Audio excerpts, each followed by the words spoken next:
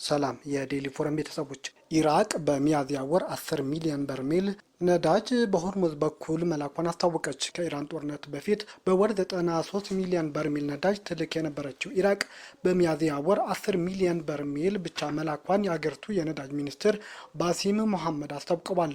የሆርሙዝ ወሽመጥ መዘጋቱ ሳውዲ አረቢያ፣ ዩናይትድ አረብ ኤሚሬትስ፣ ኩዌትስ እና ኢራቅ የነዳጅ ምርታቸውን ወደ ውጭ እንዳይልኩ እንቅፋት ሆኖባቸዋል። ኢራቅ በአሁኑ ወቅት በቀን 1.4 ሚሊዮን በርሜል የነዳጅ ዘይትም ታመርታለች። ባግዳድና የኩርዲስታን ክልላዊ መንግስት መስማማታቸው ተከትሎ በመጋቢት ወር የአገሪቱ የድፍድፍ ነዳጅ ዘይት በኪርኩክ ሴይሃን የነዳጅ ማስተላለፊያ በኩል መላክም ተጀምሯል። መሐመድ 200,000 በርሜል በቱርክ ሴይሃን ወደብ በኩል ልከናል፣ ወደ 500,000 በርሜል ለማሳደግ እቅድ አለንም ብለዋል። ባግዳድ ቀደም ሲል ከአንካራ ጋር ድፍድፍ ነዳጅ በመላክ ተገድቦ የነበረው የስምምነቷ ለማስፋት እየተጋች መሆኑንም ተገልጿል። ኢራቅ የሀገሪቱን የምርትና የኤክስፖርት አቅም ለማሳደግ ከኦፔክ ጋር ለመነጋገር አቅዳለች ያሉት ሚኒስትሩ ባግዳድ በዚህ ውይይት በቀን 5 ሚሊዮን በርሜል የማምረት አቅም ላይ ለመድረስ ማቀዷን ይፋ አድርጓል። ኢራቅ ከኦፔክ የመውጣት እቅድ እንደሌላትም ጨምረው ተናግረዋል። በምስራቅ ዲሞክራቲክ ኮንጎ በኢቦላ ወረርሽኝ የሞቱ ሰዎች ቁጥር ወደ 80 አሻቀበ።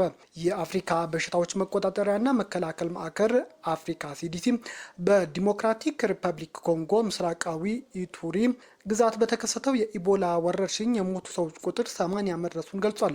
እስካሁንም ድረስ ወርቅ በሚወጣባቸው የሞንግዋሉና ሩዋምፓራ ግዛቶች 246 ሰዎች በቫይረሱ ሲያዙ 80 ሰዎች ደግሞ መሞታቸውን የአፍሪካ ሲዲሲ አስታውቋል። የኡጋንዳ ባለስልጣናት አርብ ዕለት ወደ ሀገራቸው ከኮንጎ ተሻግሮ የገባ አንድ በቫይረሱ የተያዘ ግለሰብ ማግኘታቸውንም ይፋ አድርገዋል።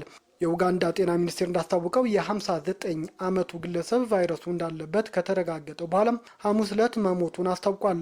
ኢቦላ በቫይረሱ ከተያዘው ሰው ከሰውነት በሚወጣም በጣም አነስተኛ መጠን ባለው ፍሳሽ ሳይቀር መተላለፍና ያልተለመዱ ምልክቶች ስላሉት ችግሩ ከቁጥጥር ውጪ ያደርጋልም ተብሏል። ቫይረሱ ለመጀመሪያ ጊዜ በተመራማሪዎች የተገኘው እንደ አውሮፓውያኑ አቆጣጠር በ1976 አሁን ዲሞክራቲክ ሪፐብሊክ ኮንጎ በመባል በምትታወቀው የቀድሞ ዛይር ውስጥ በሚገኝ አንድ መንደር ነበር። ለቫይረሱ ኢቦላ የሚል ስያሜም የሰጡት በአካባቢው ከሚገኘው ኢቦላ ከተባለው ወንዝ በመነሳቱ ነው ተብሏል። በ1970ዎቹ መጀመሪያ ብቻ ዛይርና ሱዳን ቫይረሱ ለ3 ጊዜያት ተከስቶባቸዋል። ሆኖም ከዚህ በኋላ ቫይረሱ እስከ 1994 ድረስ ሳይታይም ቆይቶ ነበር። ጉዳዩ ኢቦላ ውስጣዊ ደም መፍሰስ የሚያስከትል ተላላፊ በሽታም ነው። በሽታው የሰውነት ፈሳሽና የአካል ንክኪን ምክንያት አድርጎ በፍጥነት ይሰራጫል። ጉንፋን መሳይ ቀዳሚ ምልክቶችም እንዳሉት ይነገራል። የጡንቻ ህመም፣ ራስ መታት፣ የጉሮሮ መቁሰል፣ ትኩሳት የመጀመሪያ ምልክቶች እንደሆነም ተነግሯል። የዓለም ጤና ድርጅት መረጃ በቫይረሱ የተያዙ ሰዎች ግማሽ ያህሉ እንደሚሞቱ ነው የተነገረው። ናይጄሪያና አሜሪካ በጋራ በወሰዱት እርምጃ የአይኤስአይኤስ ከፍተኛ መሪን ገደሉ። የናይጄሪያ ጦር ሰራዊት ከአሜሪካ ኃይሎች ጋር በጋራ ባካሄዱት ዘመቻ በምዕራብ አፍሪካ ከፍተኛ ተጽዕኖ አለው የተባለው የእስላሚክ ስቴት አይኤስኤስ የበላይ መሪ መግደሉን አስታውቋል። ጦር ሰራዊቱ ባወጣው መግለጫ ላይ በተካሄደው የተቀናጀ የጸረ ሽብር ዘመቻ በዓለም ላይ ካሉ ዋነኛ የሽብር ቡድኖች መካከል አንዱ የሆነውን የአይሲስ ከፍተኛ መሪም የሆነውን አቡ ቢላል አልሚኑኪ ተደምስሷል በማለት አስታውቋል። የቡድኑ ከፍተኛ መሪ ኢላማ በማድረግ የተካሄደው ዘመቻ በቅርብ በአሜሪካና በናይጄሪያ መካከል በተፈጠረው የደህንነት መረጃ የመጋራት ስምምነት ትብብር አማካኝነት መሆኑ ተገልጿል። የናይጄሪያ ጦር ከፍተኛ የአይኤስ አመራር የተገደለበት ዘመቻ የት እንደተካሄደ ያልተገለጸ ሲሆን ከአይኤስ ጋር ግንኙነት ያለው የትኛው ቡድን ስለ ጥቃቱ እስካሁን ያለው ነገር የለም። ጦሩ እንዳለው አቡ ቢላል አልሚኑኪ በቡድኑ የመገናኛ ብዙኃን እንቅስቃሴ የጦር መሳሪያና የፈንጂዎች ምርትን እንዲሁም የድሮን አጠቃቀም ጨምሮ ሌሎች ዘመቻዎችን ከናይጄሪያ ባሻገር በማካሄድ ሚናው የጎላ እንደነበር ተነግሯል። ጨምሮም ግለሰቡ በቅርብ የመንግስታት አጠቃላይ አመራር ኃላፊ በሚል ተሹሞ በዓለም አቀፍ ደረጃ ካሉ የቡድኑ ከፍተኛ አመራሮች መካከል አንዱ ለመሆን እንደበቃ የደህንነት መረጃዎች አመልክተዋል። ቀደም ሲልም ግለሰቡ ሰላማዊ ሰዎች ላይ የተፈጸመና አናሳ ማህበረሰቦች ኢላማ ያደረጉ ጥቃቶች ጨምሮ አይኤስ በሳህልና በምዕራብ አፍሪካ አካባቢ የሚያካሄዳቸውን ዘመቻዎች ይመራ እንደነበረም ባለስልጣናቱ ይናገራሉ። የናይጄሪያ ሰራዊት በተጨማሪም ከ8 ዓመት በፊት በሰሜን ምስራቅ ናይጄሪያ ከሚገኝ የሴቶች አዳሪ ትምህርት ቤት ከ100 በላይ ተማሪዎች ተጠልፈው ከተወሰዱ ድርጊት ግንኙነት ጋር እንዳለውም ነው የተነገረው። የአይኤስ ከፍተኛ መሪ መገደል በምዕራብ አፍሪካ አካባቢዎች ባለው የቡድኑ እንቅስቃሴ ላይ ከፍተኛ ተጽዕኖ ይኖራልም የተባለ ሲሆን አሜሪካ ከናይጄሪያ ጋር በመተባበር በቀጠናው ዘመቻዎችን ለማካሄድ ከ200 በላይ ወታደሮቿን ወደ ናይጄሪያ አሰማርታለች። የሩሲያ ፕሬዝዳንት ቭላዲሚር ፑቲን ወደ ቻይና ለጉብኝት ሊጓዙ መሆኑ ተገለጸ። ፑቲን በሚቀጥለው ሳምንት ነው ወደ ቻይና ለይፋዊ ስራ ጉብኝት እንደሚጓዙ የተገለጸው። ሳውዝ ቻይና ሞርኒንግ የተባለ ድረገጽ አርብ ዕለት ለጉዳዩ ቅርበት ያላቸው ምንጮችን ጠቅሶ እንደዘገበው ፕሬዝዳንት ፑቲን ቤጂንግ ይደርሳሉ ተብሎ የሚጠበቀውም ረቡዕ ዕለት ነው። የክሬምሊን ቃል አቀባይ ዲሚትሪ ፔስኮቭ አርብ ዕለት ለፕሬዝዳንት ጉዞ ዝግጅት እየተካሄደ መሆኑን አስታውቀው ለጋዜጠኞች ቀኑ በቅርቡም ይፋ ይደረጋልም ማለታቸው ተናግሯል።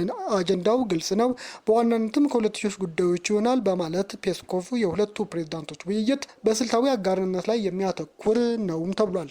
ቃል አቀባዩ አክለቡም ፑቲንና ከቻይናው ፕሬዝዳንት ጂጂፒንግ ጋር በትራምፕ ጉብኝቱ ወቅት ስለተነሱ ጉዳዮች እንደሚወያዩም ተናግረዋል። ቻይና በምንሄድበት ወቅት ራሳችንን መረጃዎች ለማግኘት ተስፋ እናደርጋለን ብለዋል። ትራምፕ ለ2 ቀናት በቤጂንግ ያደረጉት ይፋዊ ጉብኝት ታጠናቀው ወደ ዋሽንግተን አርብ አመሻሽ ተመልሰዋል። የኢራቅ ሚሊሻ አዛዥ አሜሪካ ውስጥ በአይሁዶች ላይ ጥቃት ለማድረስ በማሴር ክስ ተመሰረተበት።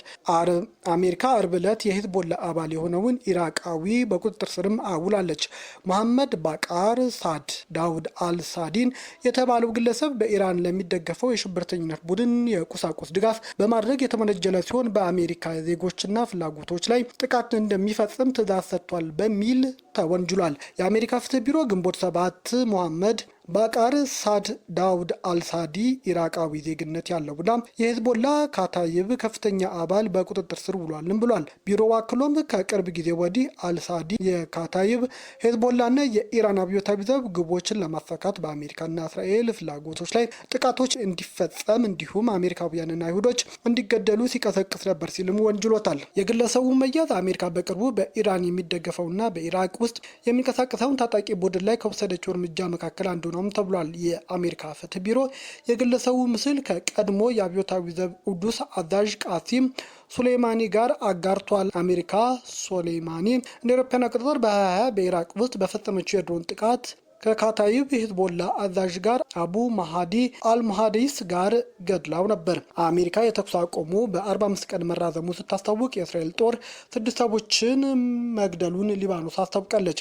የእስራኤል ጦር በደቡባዊ ሊባኖስ በፈጸመው የአየር ድብደባ 3 የጤና ባለሙያዎችን ጨምሮ 6 ሰዎች መግደሉን የሊባኖስ ጤና ሚኒስቴር አስታውቋል። ዋሽንግተን በበኩሏም በሁለቱ ሀገራት መካከል የተደረሰው የተኩስ አቁም ስምምነት በ45 ቀን መራዘሙን ይፋ አድርጋለች። የሊባኖስ ጤና ሚኒስቴር በሃሮፋም ከተማ የሚገኝ የሲቪል መከላከያ ማዕከላት ጥቃት ከደረሰበት በኋላ 4ኛው የሕክምና ባለሙያም ከፍተኛ ጉዳት እንደገጠመው አስታውቋል። አርብ ዕለት የአሜሪካ የውጭ ጉዳይ ሚኒስትር እስራኤልና ሊባኖስ ለ2 ቀናት በዋሽንግተን ድርድር ካደረጉ በኋላ የተኩስ አቁሙ መራዘሙን መስማማታቸው ገልጿል።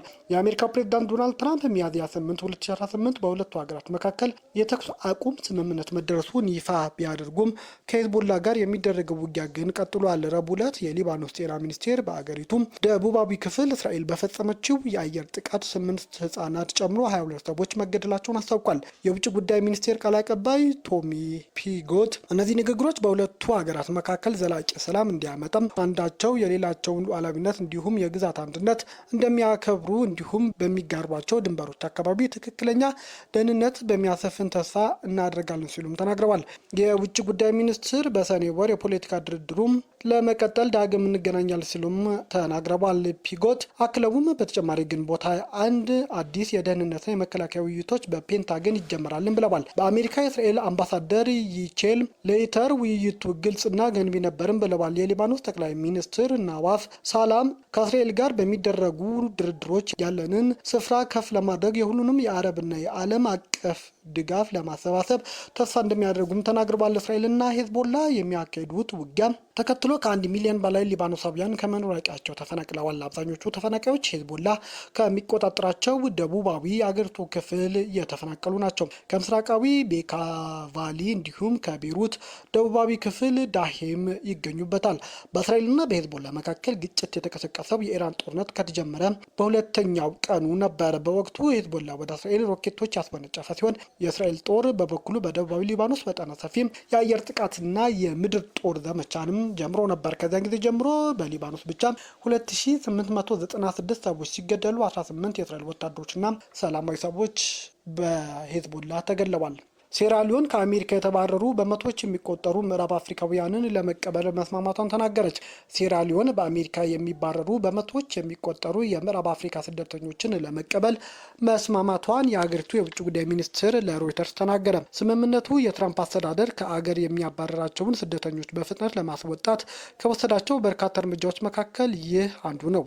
የሶስት አገር ተባባሪዎች የሚባሉት ስደተኞች የመጀመሪያው በረራ ግንቦት 12 ወደ ሴራሊዮን እንደሚደረግ ሚኒስትሩ ቲሞቲ ካባ ተናግረዋል። ስደተኞቹ ከሴኔጋል፣ ጋና፣ ጊኒ እና ናይጄሪያ የመጡ 25 ዜጎች መሆናቸው ታውቋል። ሴራሊዮን ከአሜሪካ በየዓመቱ 300 የኢኳስ የምዕራብ አፍሪካ ኢኮኖሚ ማህበረሰብ ዜጎችን ለመቀበል የሶስተኛ ሀገር ስምምነት ፈርማለች።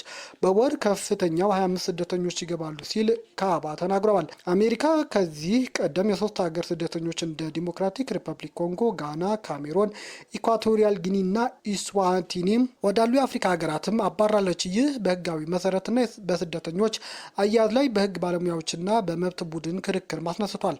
በተለይም ስደተኞች ዜጎች የሌለባቸው ሀገራት መላካቸው ትችት ያስተናገደም ጉዳይ ነው።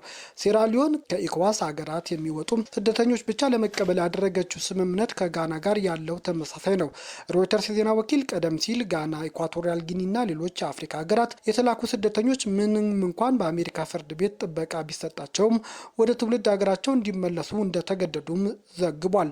ወደ ሴራሊዮን የሚላኩ ስደተኞች እዚያ እንዲኖሩ ይፈቀድላቸው እንደሆነ ግን ግልጽ አይደለም።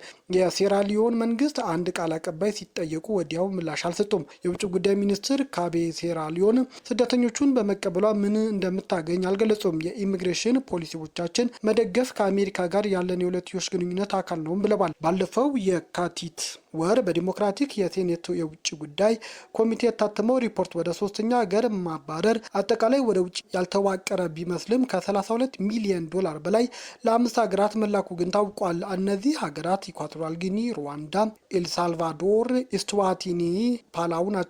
አሜሪካና ሴራሊዮን ቀደም ሲል ስደተኞች በማባረር ጉዳይ አለመግባባት ውስጥ ገብተው ነበር። ቤተሰቦቻችን ዜናዎቻችን ከወደዳችሁት ላይክ አድርጉ፣ ለሌሎች ተደራሽ እንዲሆንም ሼር አድርጉም። አዲስ የሆናችሁ ደግሞ ሰብስክራይብ በማድረግ ቤተሰብ ይሁኑ። ሰናይ ጊዜ